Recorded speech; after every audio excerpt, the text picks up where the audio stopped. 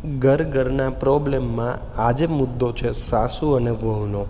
થાય છે એવું, વહુ પરણીને આવે છે અને સાસુ છે એ વહુને સમજવાની બદલે એના ઉપર જવાબદારીનો બહુ મોટો પોટલો નાખી દે છે અને ઉપર એને નોટિસ કરે છે શું કરે છે શું નથી કરતી.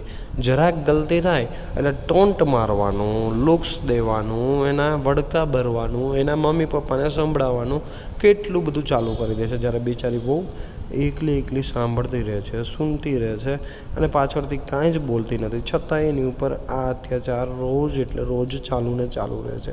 અને સાસુ કરે છે શું ખબર છે? સૌથી મોટી ગલતી કે એ પોતાની વહુને બીજાની વહુવારે કમ્પેરિઝન કરે છે. હવે જ્યારે કમ્પેરિઝન કરવામાં આવે ને ત્યારે વહુને ખુદથી નફરત થવાનું ચાલુ થઈ જાય છે.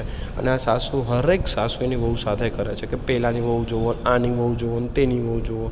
મિત્રો, વાત સારી લાગી હોય તો વિડીયોને સબસ્ક્રાઈબ અને શેર કરો.